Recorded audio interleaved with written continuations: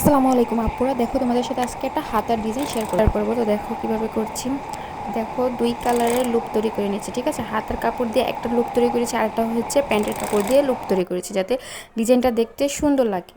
তো তারপরে একটার পর একটা লুপ পাশে বসিয়ে ডিজাইনটা কমপ্লিট করে নেব, ঠিক আছে। তোমরা একটু মনোযোগ দিয়ে দেখলে বুঝতে পারবে আমি কীভাবে করছি। পাশাপাশি লুপগুলো একসাথে বসিয়ে নিচ্ছি, তাহলে কিন্তু ডিজাইনটা তৈরি হয়ে গেল, ঠিক আছে। তারপরে হচ্ছে এটার উপরে একটা এক্সট্রা কাপড় দিয়ে দেবো।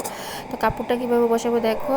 তো 3 ইঞ্চি কাপড় নিয়েছি, তারপরে দুই ভাঁজে ভাঁজ করে নিলাম, ঠিক আছে। দুই ভাঁজে ভাঁজ করে নিয়ে তারপরে দেখো এই লুপগুলোর উপর দিয়ে সুন্দর করে কাপড়টাকে অ্যাটাচ করে দেবো।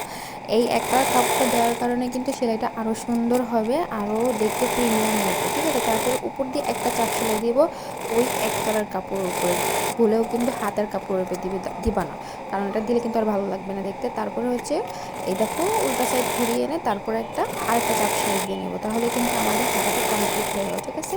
এবার দেখো আমার হাতের উপর রেখে দেখাচ্ছে ডিজাইনটা কত সুন্দর এবং প্রিমিয়াম লাগছে। তো সবাই ভালো থেকে সুস্থ থাকে, আল্লাহ হাফেজ।